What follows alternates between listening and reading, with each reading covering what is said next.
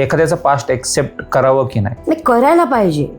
पण ते छान प्रश्न विचारत होतास की तू त्यांनी नाही केलं तर काय करायचं. आता जर तो नाही करत आहे तर तिथेच तो रेड सिग्नल आहे की बाबा की हा मी जशी आहे तसं ऍक्सेप्ट नाही करत आहे मला.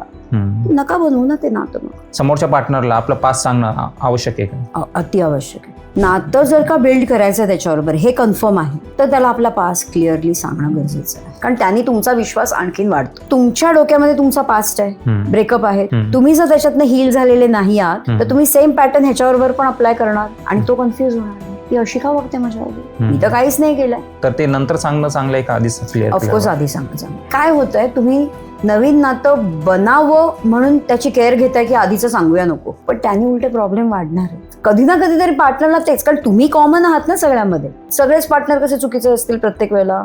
तर ते एक्सची बाजू ते म्हणजे निगेटिव्ह वे मध्ये सांगणार, ती दुसरी बाजू ऐकण्याची पण आवश्यकता आहे का? ऑफकोर्स आहे, नक्कीच आहे. ऐकायला पाहिजे. म्हणजे तुम्ही जर ब्रेकअप करताय तर तो त्याचा काय म्हणतात हॅपी एंडिंग म्हणतो ना आपण, किंवा ऍटलिस्ट आपण ना एंड विथ एलिगन्स असं काहीतरी करूया, डिसेन्सीनी ठेवूया, बिकॉज वी आर ॲडल्ट्स.